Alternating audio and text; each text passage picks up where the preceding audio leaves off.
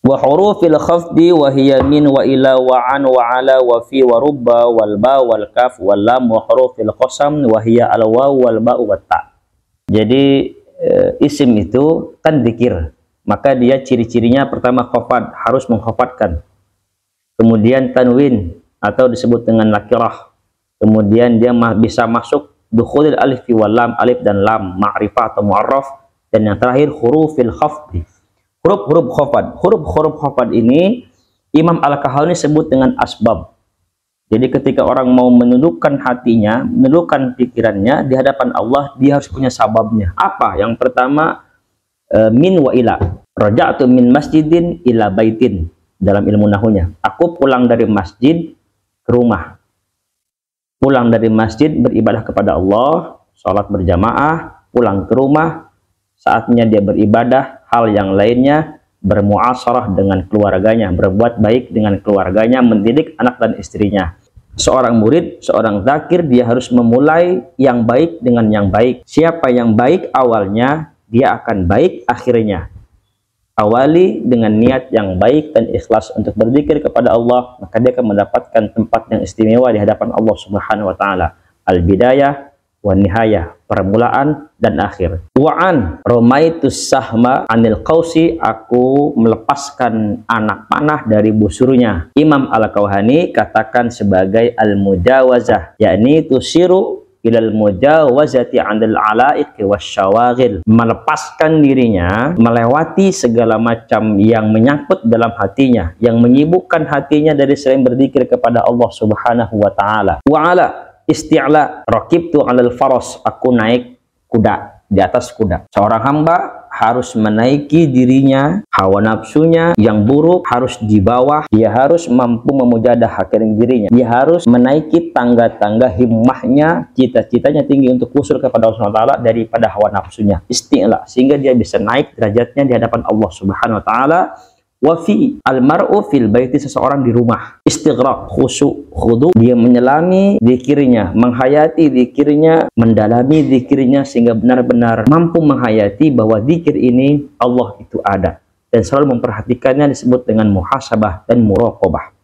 Kemudian warubba, nahwu rubba rajulin karimin laqituhu, sedikit orang mulia yang aku temui, orang yang mampu usul kepada Allah, al-arif billah, seorang arif billah, seorang alim, itu sedikit. Maka hendaklah dia merasa dirinya adalah butuh dengan orang-orang soleh. Dia bergaul dengan orang-orang soleh, bergaul dengan gurunya, bergaul dengan mursyidnya, sehingga dia dapat husul kepada Allah Subhanahu wa taala. Disebut dengan rubba. Karena orang-orang semacam ini sedikit, maka carilah pertemanan yang baik. Al-mar'u ala dini khalilihi.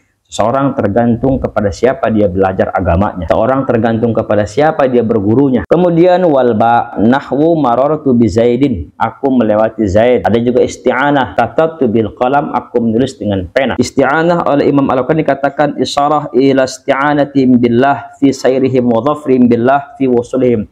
Dia meminta pertolongan kepada Allah Subhanahu wa taala. Wasta'inu bis sabri was salah, memintalah pertolongan dengan cara sabar dan salat. Al-Kaf, ra'aitu rajulan kal badri wajhuhu, aku melihat seseorang itu mukanya seperti bulan purnama, indah. Tusiru ila tasbih bil qaumi fi zayyihim wa sirihim wa akhlaqihim. Imam Al-Kahwani katakan Al-Kaf adalah tasbih dengan kaum fi zayyihim wa sirihim wa akhlaqihim, dalam kesehariannya, perjalanan ibadahnya dan akhlaknya. Maka kita dianjurkan untuk berkumpul dengan orang-orang soleh, sehingga kita mampu mencontek amal ibadahnya, mencontek cara berzikirnya, karena zikir nggak boleh ngarang, mencontek cara zikirnya mereka yang baik, sehingga usul kepada Allah Subhanahu wa taala.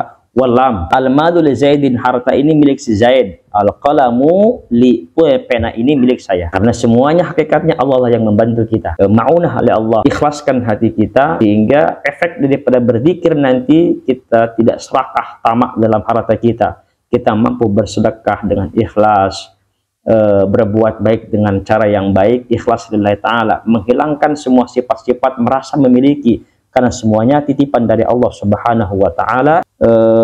Huruful qasam, huruf-huruf qasam, wahia min jumlati hurufil khafdi wasta'malat fil qasam, huruful qasam yang memang dipakai untuk huruf-huruf sumpah, seperti al-wawu wal ba wa ta, isyarah ila kaunihim Lau aqsamu 'ala Allah la abarrahum fi qasamihim wa huwa maqamul mahbubin.